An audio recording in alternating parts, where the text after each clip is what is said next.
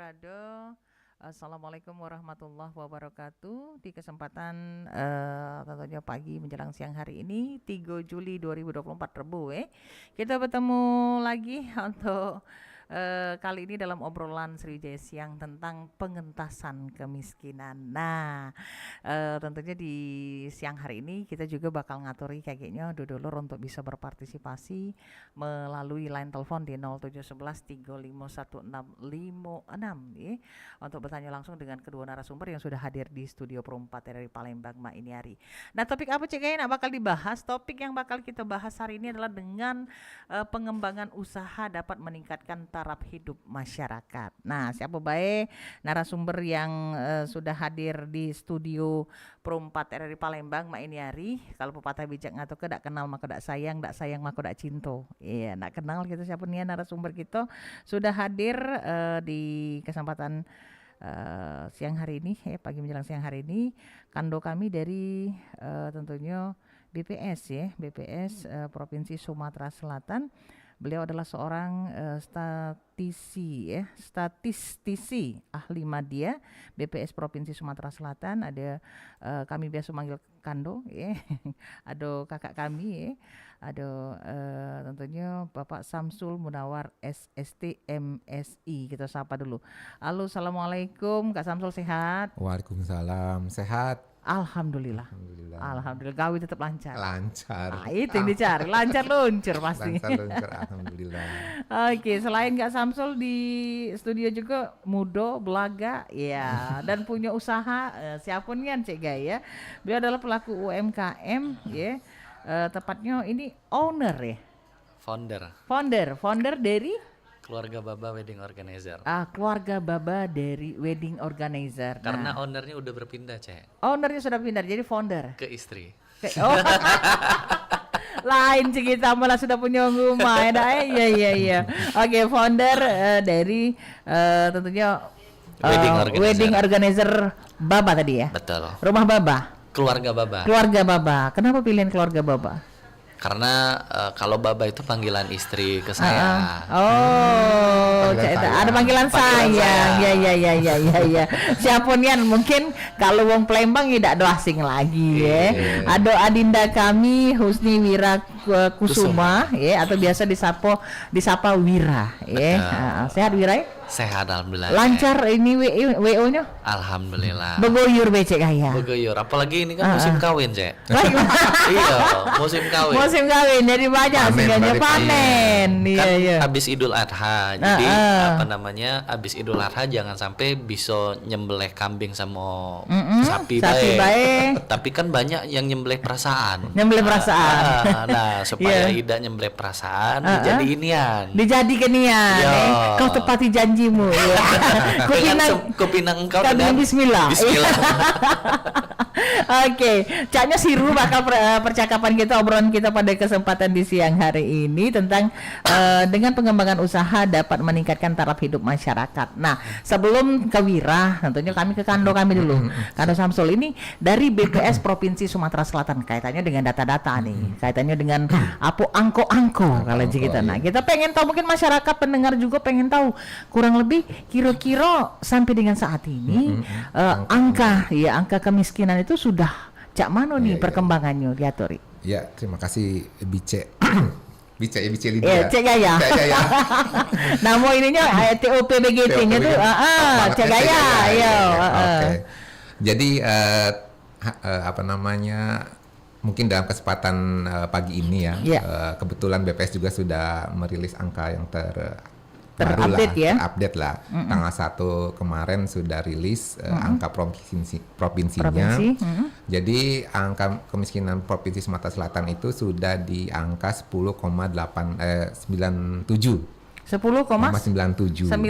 Iya. 10,97%. Iya. Dari sebelumnya 11,78. 11,78. Jadi turunnya tuh dalam nian 0,81 kalau di 0,81 ya. 0,81. Kalau penduduknya itu sekitar 61.400-an lah. Jadi yang sudah bebas dari status miskinnya. Itu yang 61 tadi? Iya, 61.400 tadi ya. Jadi alhamdulillah lah ada kelihatan lah program-program pemerintah yang sudah dicanangkan ini selama ini ada hasilnya di tahun 2024. Jadi memang program-program itu memang ada yang langsung ke masyarakat dan bisa menaikkan, ada juga program yang jangka panjang yang bisa dinikmati tahun-tahun berikutnya lah istilahnya. Ini mulai sudah ada kelihatan lah dari program-program yang dicanangkan seperti kalau bantuan langsung kan tiap tahun ada. Seperti bedah rumah, kemudian sekarang itu lagi gencar-gencarnya untuk pengendalian harga pokok di pasar. Untuk mengendalikan harga inflasi itu di inflasi tadi di mana-mana, terutama di Provinsi Sumatera Selatan itu banyak yang sudah dilakukan terutama dari PJ Bupati yang sekarang ini, karena mereka juga kan dipantau oleh pusat terkait dengan kinerjanya. Jadi alhamdulillah sih berhasil lah istilahnya. Berhasil ya jadi ya. Jadi itu penghitungan dari 11,78 sampai dengan 10,97 itu per berapa ini? Ini kondisi Maret ya, jadi Maret 2023 ke kondisi Maret 2024. Maret 2023. Karena kami surveinya, karena kan hasil dari survei namanya Survei Sosial Ekonomi Nasional dilaksanakan di bulan Maret. Jadi Maret ke Maret istilahnya. Jadi 1 tahun ya. 1 tahunnya memang. Biasanya sih ada survei di tengah-tengah di September, tapi kemarin di 2023 tidak kami lakukan karena kondisi keuangan mungkin ya di anggaran kami nggak mencukupi untuk melakukan kegiatan itu. Tapi insya Allah rencana yang susunan September ini kami juga akan melakukan untuk memantau sejauh mana program yang dilaksanakan pemerintah selama 1 semester. Jadi itu sih jadi ada juga per semester? Iya. Tapi, selain per tahun ada per semester? Jadi kami selain untuk Maret juga ada Septembernya, angka kemiskinan September. Cuma dia kadang ada, kadang tidak gitu kan. Jadi tergantung anggaran yang tersedia di kaminya gitu. Gitu ya. Mantap. Ini turunannya dulur ya. Jadi informasi yang disampaikan oleh BPSDW ini turunnya cukup tajam. Yaitu 0,81% ya, dari 11,78%. Angka kemiskinan turun menjadi 10,97. Nah, ini kan tadi terkait dengan program-program. Nah, mungkin salah sih kok dari program pemerintah itu adalah dalam pengentasan kemiskinan ini adalah mungkin mendukung yang namanya UMKM. Nah, yang di sebelah kita ini Mudo tadi cek ya itu ini adalah pelaku UMKM itu dewe. Dia punya yang namanya wedding organizer Wira. Kita pengen tahu Wira, usaha wedding organizer sudah berjalan berapa lama? Kalau usaha dari tahun 2017, Cek. 2017. Ngapa tertariknya di wedding organizer? Karena pengalaman dan keresahan pribadi sebenarnya. Pengalaman dan keresahan pribadi. Betul. Apa yang kau rasakan saat itu gitu ya? Jadi kalau dulu kan sudah terjadi transformasi atau kayak perubahan gaya lah ya. Bukan cek gaya tapi perubahan gaya. Kalau cek gaya ini roh gaya. Perubahan gaya untuk ngurusin pernikahan. Kalau dulu mungkin dari tahun sampai tahun 2019 kalau nggak salah. Jadi Wiranya agak gugup, Cek. Karena sebelah ini kan BPS. Jadi kita harus ngomong pakai data kan, pakai angka. Karena jadi aku coba cek ini, ngecek lagi bener nggak ya datanya, takut salah juga ngomongnya. Nah, jadi 2017 dulu masih terkenal kalau kita mau nikah langsung ke gedung. Langsung ke venue. Nah, permasalahan berikutnya timbul adalah tidak ada yang bisa ngasih arahan atau informasi yang secara lengkap. Kita harus keliling tuh satu-satu mau ke gedung dulu, ke vendor berikutnya dan sebenarnya. Jadi tidak ada yang satu pintu tuh agak masih sedikit lah kayak gitu, belum tren. Terus yang kedua memang ribet dalam artian tidak fleksibel. Jadi kayak mereka memang satu pintu, satu paket tapi kadang seleranya beda.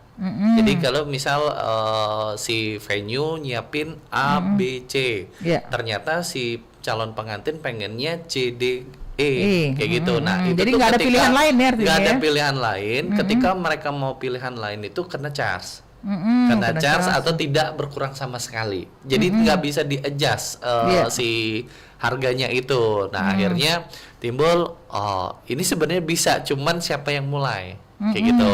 Kalau ini ceritanya di Palembang ya. Iya. Nah, terus ketiga, memang kalau dulu kan kebanyakan kalau ada yang nikah keluarga tuh jauh-jauh hari, 1 minggu sebelum, terus tidur tuh kayak susun dencis, ya. Jadi kayak memang rasanya jadi gitu.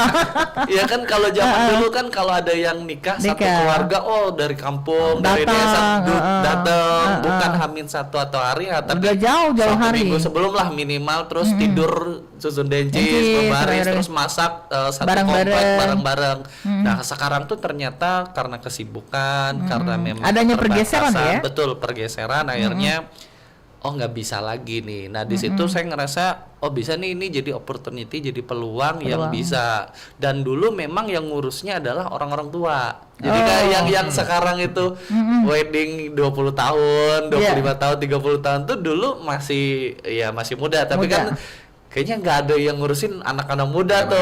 Jadi bisnisnya bisnis orang tua masih. Jadi yang punya pelaminan gede, yang punya baju kan pasti orang tua, nggak ada yang anak muda. Nah, barulah masuk ke tahun-tahun 2018, 19 tuh baru tuh anak-anak muda masuk ke baju, ke dekor, ke yang lain. Dan kalau dulu kan sales dari kan banyak kan langsung ownernya. Nggak ada tuh sales marketing gitu, kecuali memang hotel ya. Jadi tapi kalau dulu kan kalau ke gedung biasa gitu ya, venue itu pasti ke ownernya, atau kalau enggak ke anaknya.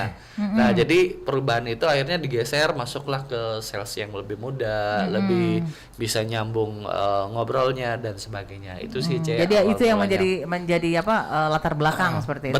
Betul. Oke, 2017 sampai dengan Good Ma Iniari ya, sudah berjalan hampir artinya 7 tahun. 7 tahun. Desember ini 7 7 tahun. Nah, 7 tahun perjalanan ini kan kaitannya tadi kan Doy, dengan pengentasan kemiskinan. Artinya yang dilakukan oleh Wira ini sebagai salah satu pelaku UMKM adalah untuk ibarat kata membantu meningkatkan perekonomian yang ada di sekitar. Betul. Nah, sampai dengan sekarang ini usaha yang sudah dijalani sudah berapa banyak mungkin wong-wong yang sudah Wira libatkan di situ yang akhirnya terbantu secara perekonomian? Oke, sebelum kita ngomongin orang lain kan pasti membentas kemiskinan untuk diri sendiri. Sebelum betul. nasib orang kan nasib kita dulu. Iya, betul. Karena ya alhamdulillah. Sepakat.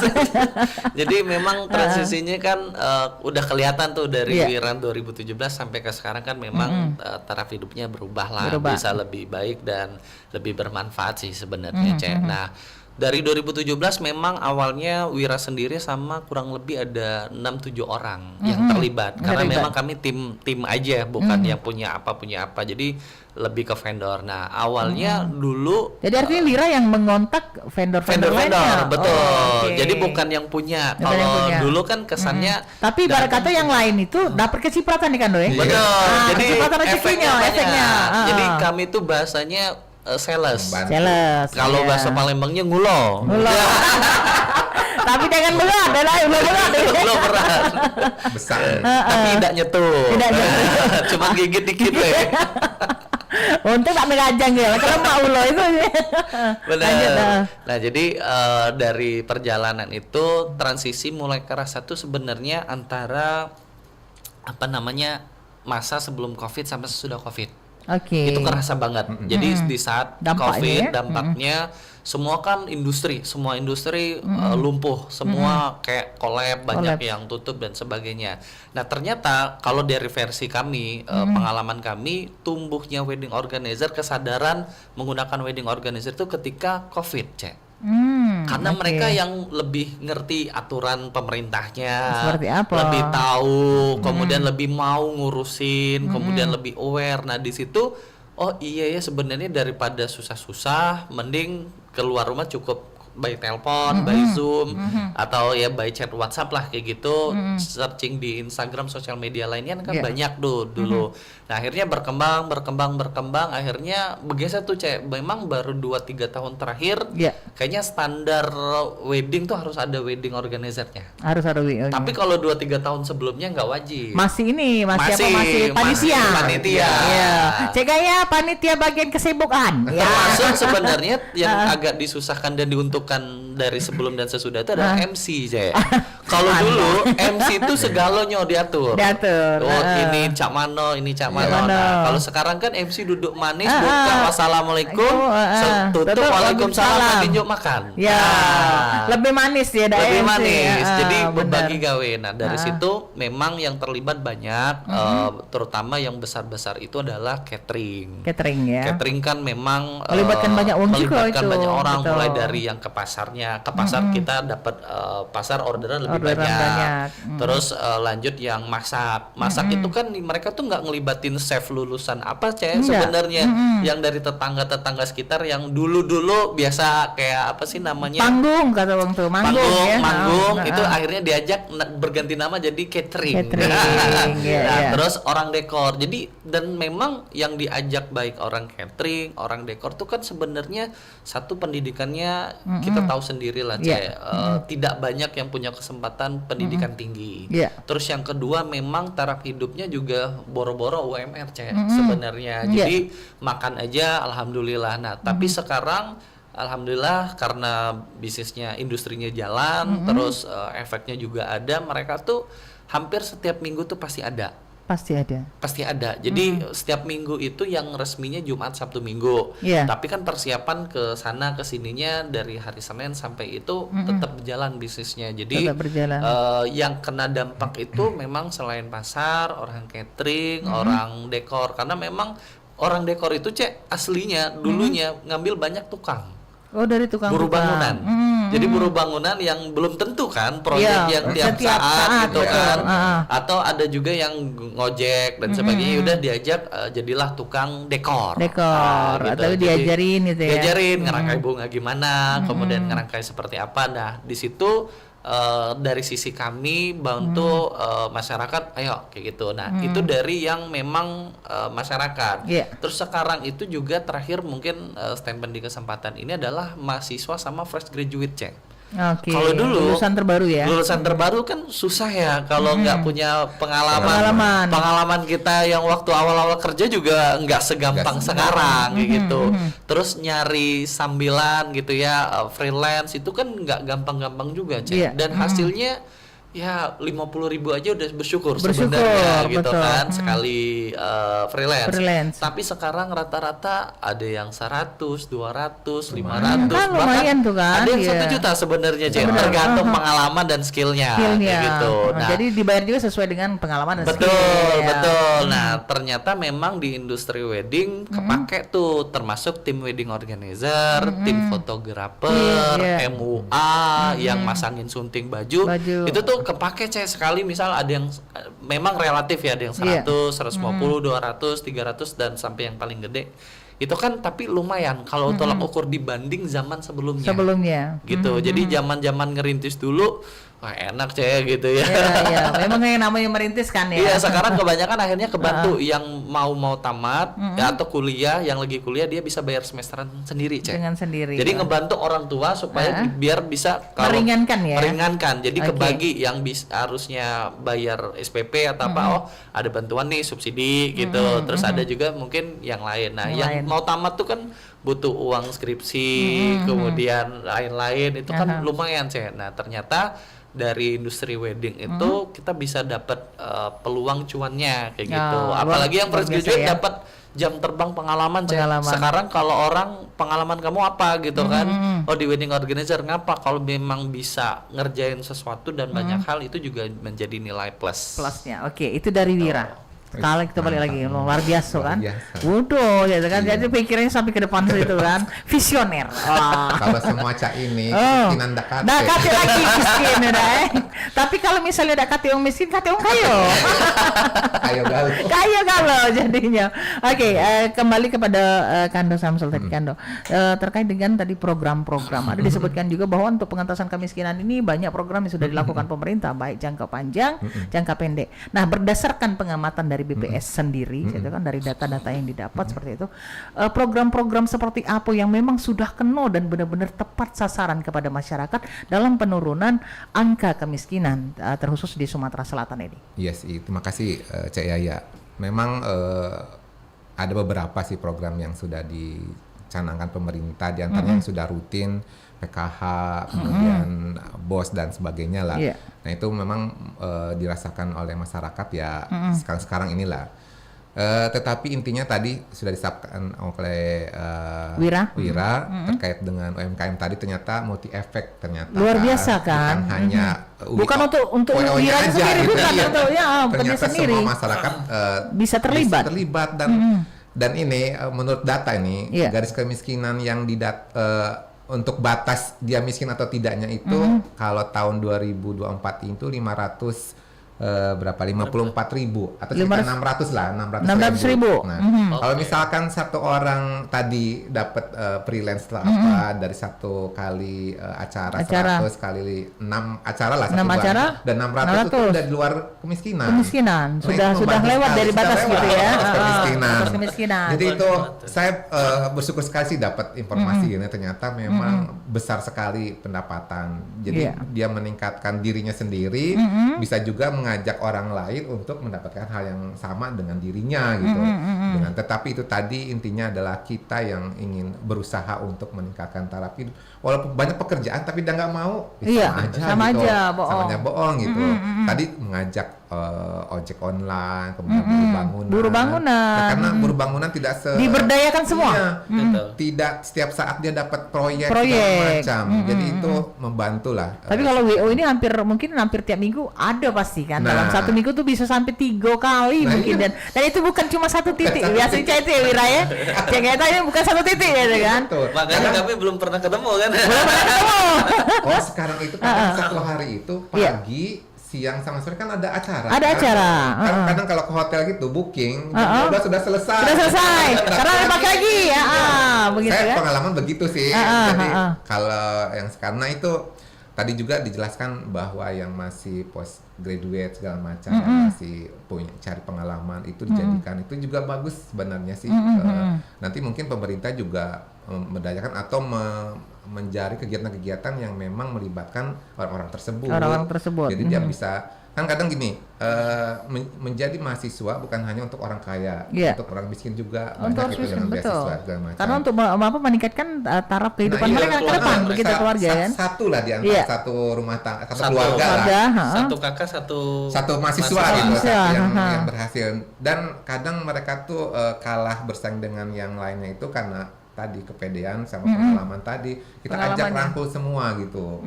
Jangan melihat latar belakangnya segala macam, karena itu tadi efeknya besar sekali karena gini, data yang kami hasilkan dari Susenas ini kan rata-rata kami hitungannya rumah tangga bukan keluarga ya. Satu rumah tangga itu 5 orang. 5 kali 556 itu sekitar 2.800.000. Jadi minimal satu rumah tangga itu harus dapat 3 juta lah. 3 juta keluar dari garis kemiskinan. Jadi itu. Jadi artinya per orang harus dapat berapa gitu ya? 600.000. Jadi hitungannya kalau kami kasarnya bayi yang baru lahir itu tetap terhitung. Karena kan pengeluaran juga banyak. Gitu. Jadi harus 2 kali lipat orang tuanya menghasilkan itu gitu. Jadi itu ya jadi saya salut sekali dengan anak muda sekarang ya, dengan berpikiran ke arah ke depan bagaimana. Itu tadi tema kita meningkatkan taraf kesejahteraan masyarakat lah. Jadi salah satunya itu juga yang lainnya UMKM lainnya, rumah makan yang tenda misalkan buka pecel lele dan sebagainya kan bisa juga efeknya banyak. Pedagang sayur, pedagang lele, pedagang ikan, ayam segala macam. Dengan ini juga catering kan. Catering tadi. Catering karena beli sayur, beli apa itu ke pasar juga kan. Akhirnya kan artinya terbantunya keseluruhan. Yang nganternya dapat ongkos ini, dapat juga. Ojeknya juga dapat. Jadi itu berpikirannya memang komprehensif sih. Jadi artinya secara global begitu ya Wira ya. Jadi ininya oke. Kembali kepada Wira tadi gitu. Wira, dampak daripada COVID ya. COVID ini baru menyadarkan masyarakat bahwa pentingnya yang namanya salah satunya menggunakan wedding organizer, di mana ada kaitannya juga dengan peningkatan taraf daripada masyarakat itu sendiri, karena masyarakat akhirnya punya gawe begitu tadi kan, dengan adanya. Kalau orang Sumsel ini kalau ditanya ada gawe kemana Wira? Ada gawe cek. Ada gawe cek ya kan. Oke. Nah terkait dengan tadi kesadaran masyarakat itu baru tumbuh ketika COVID-19 melanda. Betul. Bukannya di saat COVID itu usaha malahan meredup gitu. Jadi memang waktu itu kan mikir otak ya, namanya setiap business owner pasti kayak ini gimana ya bisa sustainable, bisa survive. Memang ada kayak tanda kutip switching bisnis pasti ada lah ya aktivitas yang lainnya. Cuman dari beberapa business owner di wedding industry itu dia tidak meninggalkan. Nah kebanyakan kan langsung berganti kayak gitu. Nah kalau di kami malah menjadwalkan dengan pemerintah gimana sih tetap jalan tapi sesuai dengan aturan. Terus yang kedua kami buat yang namanya program kayak kelas-kelas edukasi pernikahan tapi secara gratis. Akhirnya banyak tuh yang daftar satu kelas mungkin 100-an kayak gitu dan itu kita kasih tahu nggak apa-apa, COVID boleh berlalu tapi jodoh jangan ditunda gitu kan. Gaskeun ditunda gara-gara COVID kan. Jadi sebenarnya memang acara walaupun memang orang Palembang ini tidak bisa ditantang, Cek. Jadi kalau buat acara tidak caca, kalau cuma ngundang 50-100 wong tuh tidak bisa. Jadi memang kayak jadi kebiasaan akhirnya edukasi yang kami sampaikan memang harus dimaksimalkan. Terus dari setiap kesempatan kayak ada komunitas atau siaran kayak gini, jadi memang sosialisasi bahwa tetap bisa nikah kok, tetap bisa nikah, tetap bisa ada acara tetap tapi punya aturannya. Nah dari situ akhirnya kesadaran, nah mulai muncul coba-coba memang kan Maret itu ya, tanggal Maret 25 Maret karena aku ingat tuh karena 28 Maret itu ada acaranya. Jadi H-3 tuh batal, Cek, sebenarnya. H-3 tuh batal karena memang surat edaran waktu itu kan nggak boleh sama sekali dari Kapolri kan. Jadi tanggal 25 Maret zaman Covid waktu itu 28-nya acara, masa sih itu dibatalin gitu kan. Tapi itu memang nggak bisa. Rasanya nggak mungkin. Nah, akhirnya di switching lah. Nah, dia cuma nikah di rumah dan hanya saksi dan orang tua aja. Saksi dan orang tua. Jadi memang tertutup dan kurang lebih tidak lebih dari 20 orang, Cek. Tetap jalan, ijab kabulnya tetap jalan. Nah, tahu nggak fun fact-nya adalah resepsinya itu tertunda 2 tahun, Cek. Jadi karena memang kebetulan dokter, jadi ada kuliah lagi, kemudian juga kan waktu itu transisi ya dari tahun 2020 terus agak lenggang, kemudian 2021 masuk lagi gitu kan, zaman PSBB dan lain-lain. Nah, akhirnya ketunda lagi gitu. Nah 2021 mau jalan lagi acaranya nggak jadi gitu. Cuman yang ada datang bawa kantong kresek gitu ya, kantong besek makanan, kemudian pulang, Cek, cuman itu doang gitu. Salaman tetap jalan. Nah akhirnya mulai kerasa itu di tahun 2021 Agustus. Jadi Juli seterusnya nah itu udah mulai aman. Jadi nah dari pengalaman itu ternyata jauh lebih enak ya kalau pakai wedding organizer karena mereka juga lebih safety lebih ngerti aturan. Terus dengan vendor kayak venue dengan catering tuh jadi nggak capek ngomong ini terus ngomong ini belum tentu ada harus ngulang lagi kan A to Z-nya. Koordinasinya tuh kadang banyak miss. Jadi kalau dulu orang pakai wedding organizer hanya fokus di hari H, gimana bagus foto, salaman lancar, rondon jalan, itu dulu. Nah kalau sekarang trennya adalah gimana persiapannya jauh lebih mudah. Karena kebanyakan orang Palembang ini lebih fleksibel ya. Lebih fleksibel dan ternyata lebih senang kerja di luar kota. Dan numpang nikah di Palembang. Nah ini nggak ada waktu bolak-balik. Bahkan dalam setahun dari dia deal sampai dengan nikah itu maksimal 3 kali dia datang. Bahkan banyak yang di luar negeri, Pak. Jadi orang lebih challenging. Sengaja tapi tetap nikahnya di Palembang. Karena orang tuanya masih ada. Nah jadi nikah di Palembang dan pulangnya 2-3 kali pas mau yang minggu ini dia H-1 pulang. H-1 itu juga buat stres kalau tidak dipersiapkan dengan matang. Betul. Jadi tantangan itu ya. Tantangannya. Jadi drama di balik layar juga banyak, tapi memang itu sudah jadi resiko bisnis kan. Gitu sih. Jadi memang ketika itu kesadar udahlah pakai WO aja dah. Gitu. Iya. Nah, ada dulur di ATW kalau nak bergabung ya di line telepon 0711351656 untuk bertanya langsung bergabung atau juga mungkin ini disiarkan juga ya melalui YouTube Pro 4 RRI Palembang ya. Nah, untuk yang nak bertanya diaturi baik terkait dengan tentunya topik yang kita bahas adalah mengenai dengan pengembangan usaha dapat meningkatkan taraf hidup masyarakat. Kita balik lagi ke Kak Samsul lagi. Nah, ini terkait dengan pengentasan daripada kemiskinan itu sendiri. Kita sekarang tahu nih lagi di berita lagi heboh-heboh gitu kan. Kalau yang lalu kita bicara tentang UKT dengan harga yang kenaikan UKT kita sempat bahas dengan Bapak Da kemarin. Nah, sekarang kita kepengen tahu tentang kaitannya ini yang bisa menunjang yang namanya akhirnya menajamkan kembali yang namanya kemiskinan. Adanya yang namanya judi online, kemudian juga adanya pinjaman online. Nah, ini cak mano dari kacamata BPSDW? Iya. Kalau ini pendapat pribadi ya, menangkan ini. Jadi itu dua mata sisi yang berbeda ya. Pinjol itu kalau dimanfaatkan untuk usaha atau apa mungkin bisa berdampak efek dia meningkatkan taraf. Tapi kalau untuk konsumsi itu habis-habis itulah. Setelah itu dikejar-kejar, ditagih segala macam, itu malahan lebih parah lagi. Apalagi yang mengikuti judi online sekarang kan marak sekali. Saya ngikuti TikTok ini, banyakan beritanya apa? Tentang itu ya? Tentang judi online yang ya maling lah, karena alasan apa? Ikut judi online. Dia nggak mikir mau siang mau malam, malingnya itu terang-terangan memang sengaja sekarang itu, apalagi banyak juga berita pembegalan. Intinya adalah karena tadi meningkatkan kriminalitas juga jadinya. Jadi kriminalitas kan kalau dalam konteks ininya ya, itu dia salah satu faktor yang menyebabkan angka kemiskinan naik kan. Kan tadi kan karena dia ingin mendapatkan sesuatu pendapatan dengan cara yang salah, tetapi dipergunakan juga salah juga. Betul. Jadi gimana? Karena kan intinya kalau di kami hitungannya istilahnya ada basket komoditi, di mana komoditas yang berpengaruh dalam penghitungan garis kemiskinan tadi itu kebanyakan bahan makanan pokok, beras, telur segala macam. Kalau dimanfaatkan untuk judi kan nggak terhitung. Betul. Jadi percuma aja gitu dia dapat dari judi online 20 juta tapi diberikan bir segala macam kan terhitung oleh kami kan istilahnya.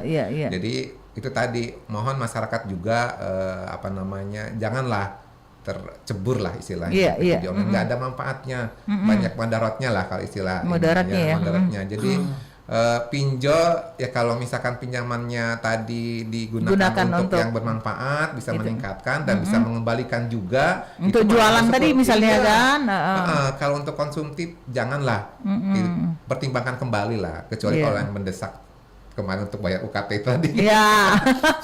Mau tidak mau kan. Karena nggak ada tabungan segala macam, tetapi yang harus memikirkan juga cara membayarnya juga gitu kan. Jangan sampai kejadian ditagih. Malah kadang kita yang menagih lebih ganas. Yang ditagih malah nggak parang. Yang kemarin kejadian yang viral itu Palembang ini lah. Jadi itu yang debt collector kemarin ya. Jangan sampai seperti itu. Jadi itulah, karena gini juga karakteristik penduduk miskin di Sumsel itu rata-rata ya petani, pendidikannya SD segala macam, dan juga pemerintah juga harus memperhatikan itu gitu. Nah, kalau untuk petani itu sendiri bagaimana sih caranya seharusnya pemerintah untuk memberikan perhatian agar terhadap peningkatan terhadap taraf kemiskinan daripada petani itu sendiri? Kompleks sebenarnya sih, karena kan petani yang di Sumsel itu kan punya lahannya kadang terbatas, kadang nggak punya, dia penggarap aja. Makin lahan orang gitu ya. Orang kan terbatas, jadi ya itu tadi. Tapi income-nya juga dia nggak dapat banyak.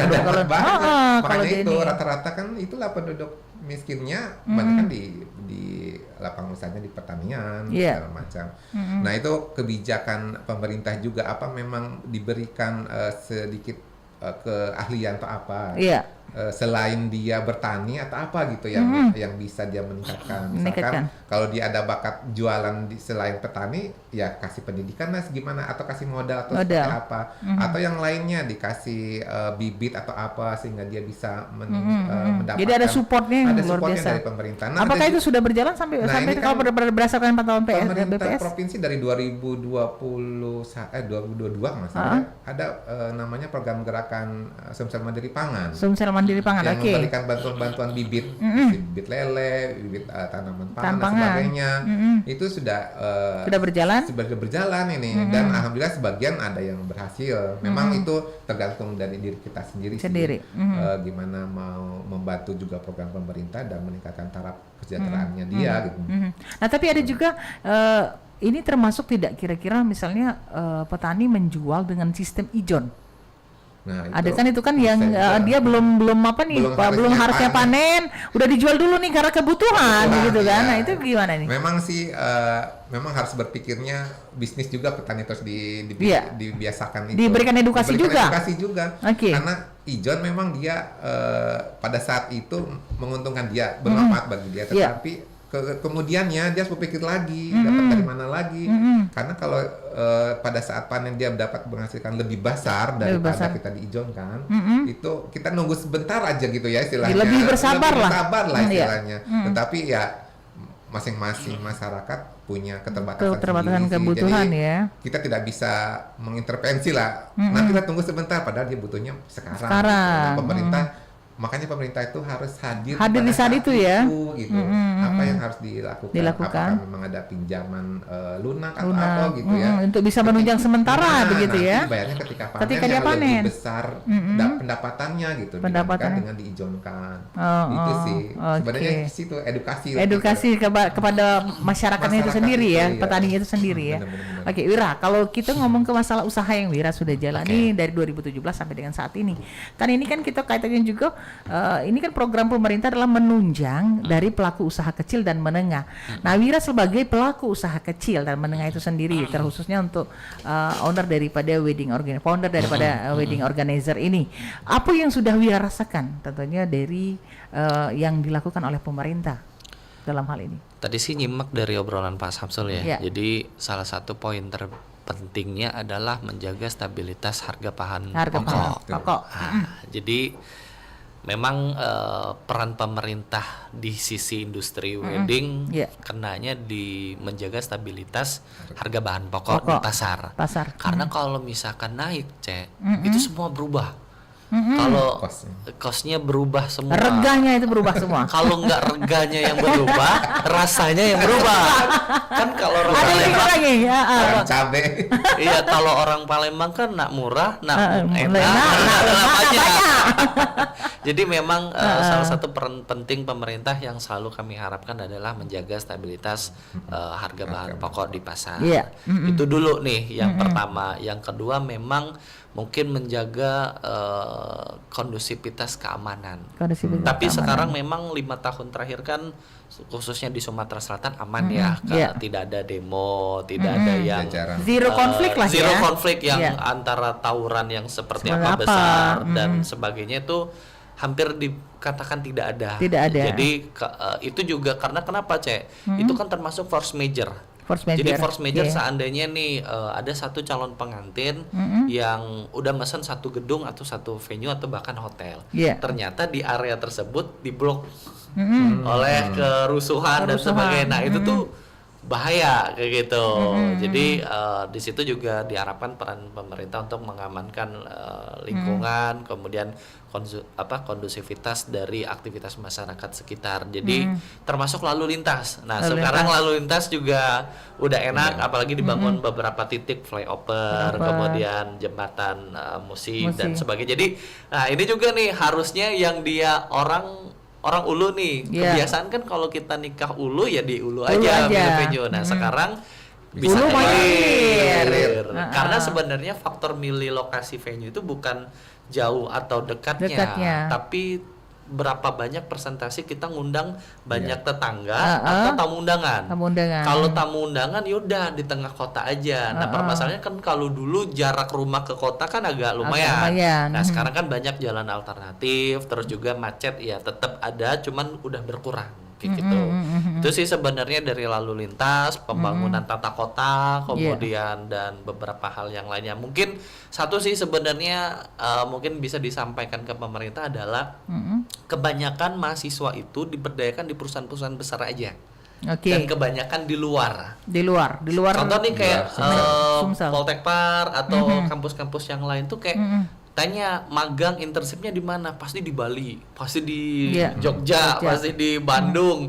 Nggak salah, tapi kan tidak punya kesempatan yang sama kan. Pasti coba deh dibagi kayak gitu, dibagi. Misal ada juga yang ke BPS, ada yang ke RRI dan sebagainya, kan punya life skill masing-masing. Baik hard skill sama soft skillnya kan akan dapat. Tapi memang harus difilter. Ternyata setelah survei personal nih, personal survei, bisa sih sebenarnya dari pemerintah atau dari instansi kampus atau sekolah-sekolah SMK gitu, kejuruan, yaudah magang atau internshipnya di wedding organizer juga cukup menambah skill mereka, persiapan pasca kampus atau pasca sekolah. Jadi mereka tuh tidak buta dengan dunia pekerjaan, terus juga mereka punya jam terbang, mereka punya pengalaman kerja dan sambil ngumpulin uang satu-satu. Gitu. Itu sih sebenarnya itu yang kayaknya belum tergerak, tapi memang menjadi program secara brand pribadi dari keluarga Baba. Berharap nanti mungkin dari Dinas Pariwisata, kemudian Dinas Pendidikan terutama kayak gitu. Jadi nyambung ke kampus-kampus bahwa untuk inkubasi anak-anak kan sekarang tuh banyak kan yang ada kelas bisnis atau apa tuh ya praktisi lokal aja yang diundang sebenarnya, jangan yang jauh-jauh mahal-mahal tahan bayar gitu, bisa bayar tapi tidak memberdayakan UMKM lokal kayak gitu. Termasuk acara-acara juga bolehlah disentuh yang UMKM, jangan yang udah di atas 4,8 dan sebagainya yang dikasih modal kur itu lebih mudah, lebih auto approve kayak gitu. Nah, yang ini kan memang lagi ngerintis ya, lagi ngerapiin administratif lah, keuangan dan sebagainya.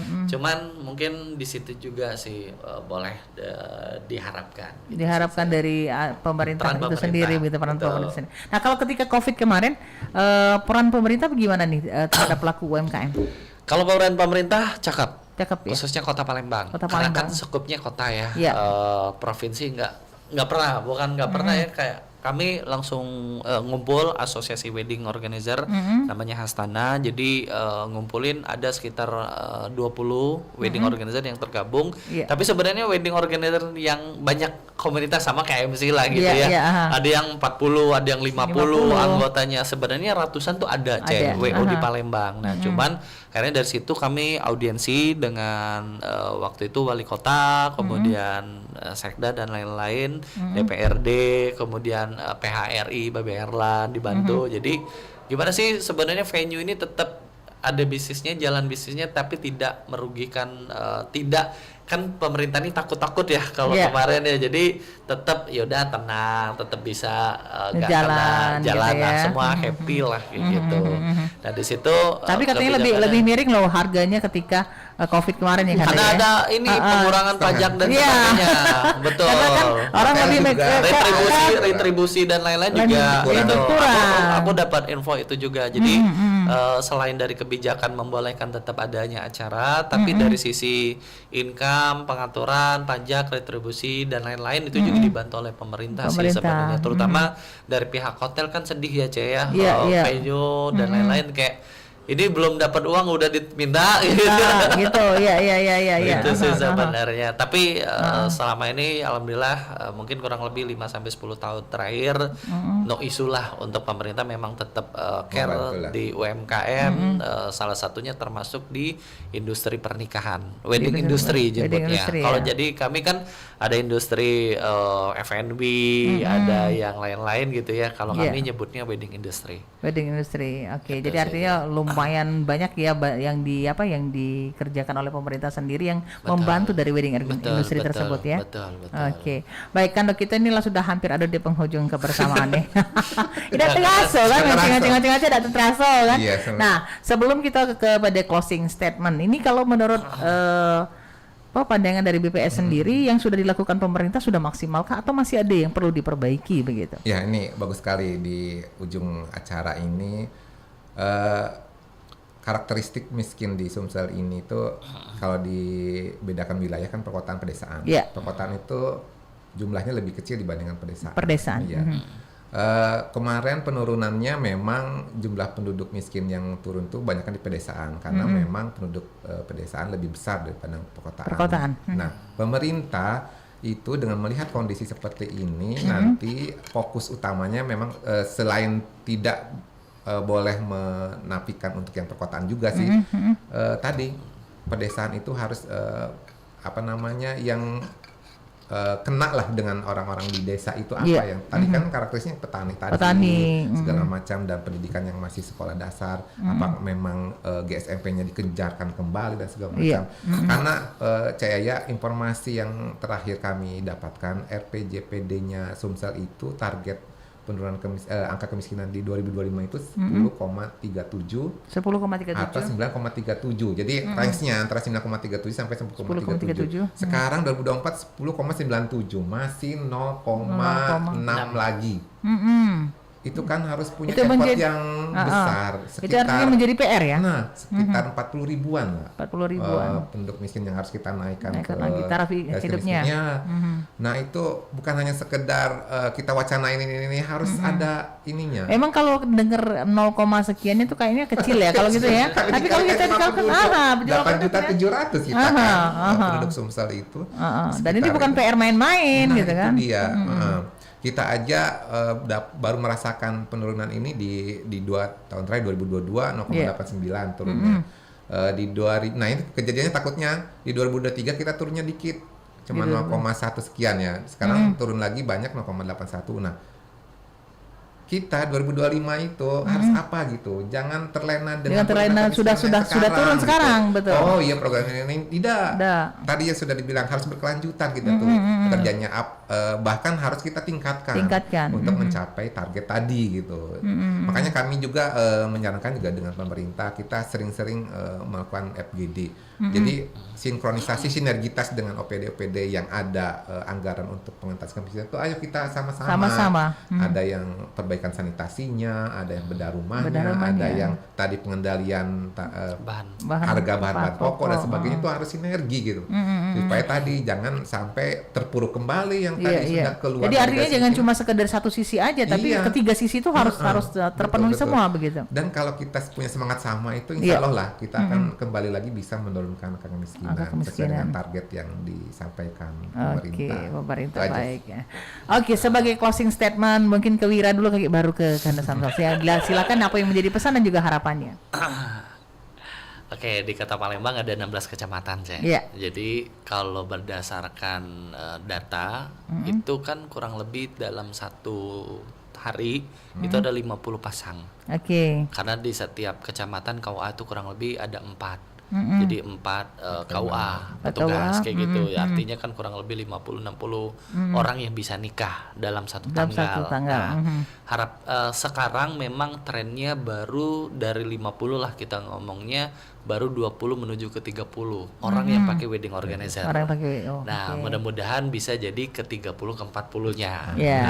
Dari sini juga bisa berpikir begitu ya. Ini kan menjadi ujung kesimpulannya aja. Jadi kalau misalkan udah jangan urusin sendiri, capek kok, biar kami aja.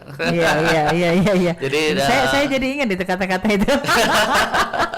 Jadi memang di situ dari masyarakat mudah-mudahan bisa mengerti, insya Allah bukan hanya secara personal. Untuk diuntungkan, mendapat uang dan sebagainya, tapi memang banyak yang bisa kita berdayakan. Jadi termasuk beberapa program yang udah jalan, jadi lebih enak kalau misalkan punya uang tuh lebih enak daripada punya banyak ngomong. Jadi lebih enak banyak uang daripada banyak ngomong. Jadi banyakkanlah kerja uang, banyakkan uang kerja hingga menghasilkan uang gitu ya. Iya, daripada banyak ngomong, banyak itu kan banyak kerja aja lah kayak gitu. Sekarang juga pemerintah kan lagi pelan-pelan ngerapiin, walaupun banyak yang mempertanyakan, masih banyak PR. Tapi so far juga udah ada progresnya. Kecuali memang tidak ada progresnya dari sisi kami. Mungkin tadi fokusnya kita memberdayakan anak-anak muda sampai dengan 30 tahun. Kayak di kami aja itu ada 70 kru. 70 kru yang terlibat.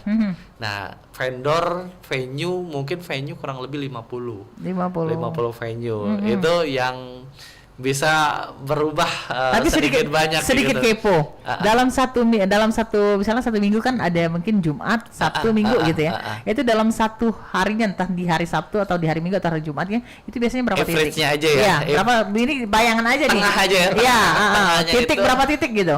kalau kami satu minggu 5 sampai 7. 5 sampai 7. Nah, kita bayangkan 5 sampai 7. Ya kan? Bagaimana banyaknya tentunya orang-orang yang terbantu, yang terlibat dalam hal tersebut. Jadi dalam satu bulan mungkin kurang lebih 10 sampai 20 event. 10 sampai 20 dalam satu bulan 10 sampai 20. Kami aja. Oke. Di Palembang ada berapa? Berapa banyak begitu ya? Itu Industri fokus ke weddingnya apa? Wedding aja. Wedding. Memang wedding aja nggak ngerjain. wedding. Event yang lain nggak? Enggak. Misalkan dari Enggak, kantor. konser, gathering ada brand lain. ada brand lain. Jadi itu khusus untuk wedding. Yang wedding aja ini kita 20 cerita eventnya, event wedding.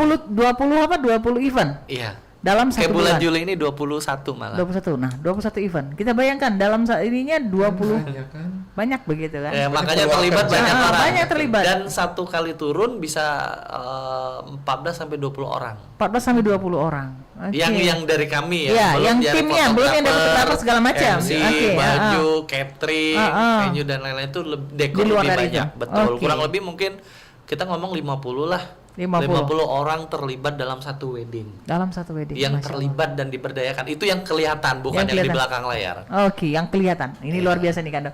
Oke, sebagai closing statement silahkan Kando. Iya. Kalau saya di BPS itu ingin melihat sinergitas antara Iya. pemerintah provinsi dan pemerintah kabupaten kota untuk tetap melakukan program yang berkelanjutan, terutama dalam pengentasan kemiskinan. Dan selain itu juga mungkin pemerintah juga ingin melihat penurunan angka stunting juga sih sebenarnya. Inilah satu kue lah istilahnya programnya itu jadi sekalian. Jadi itu sinergitas semua yang yang punya kegiatan dalam pengentasan kemiskinan ini sih. Kita hanya memotret tiap tahun. Ya mudah-mudahan dengan potret kita itu bisa membantu pemerintah dalam mengambil kebijakan ke depannya seperti apa yang harus dilakukan. Dan yang pasti ini bukan cuma tugas pemerintah. Bukan cuma tugas instansi tertentu begitu, tapi ini adalah tugas kita bersama. Ya. Termasuk juga pelaku termasuk UMKM. RRI juga, termasuk BPS, termasuk UMKM juga. Baik, kalau begitu. Baik, Datraso, Kando, Samsul dan juga tentunya Adinda Wira, kita sudah ada di penghujung kebersamaan untuk obrolan Sriwijaya Siang mengenai pengentasan kemiskinan dengan topik dengan pengembangan usaha dapat meningkatkan taraf hidup masyarakat ya. Semoga baik apa yang kita sudah suguhkan di siang hari ini, baik informasi-informasi dan juga tentunya edukasi-edukasi yang sudah disampaikan kepada masyarakat ini bisa mencerdaskan masyarakat tentunya, dan juga harapan kita dengan adanya obrolan kita ini ada hikmah yang bisa diambil sehingga masyarakat semakin, kata Wira tadi, begawi ya. Jangan cuma banyak ngomong ya. Untuk peningkatan daripada kualitas kehidupan di masa yang akan datang dalam pengentasan kemiskinan ini. Baik, pepatah bijak mengatakan tak ada gading yang tak retak, tak ada manusia yang tanpa kesalahan. Jikalau pedang lukai tubuh, pastikan ada harapan sembuh. Namun jikalau lidah lukai hati, kemanakah gerangan obat hendak dicari. Kita akhiri baik dengan bubur sum-sum dimakan pakai kuah, pakai es batu. Kita akhiri dengan ucapan wassalamualaikum warahmatullahi wabarakatuh. Waalaikumsalam warahmatullahi wabarakatuh. Suara Budaya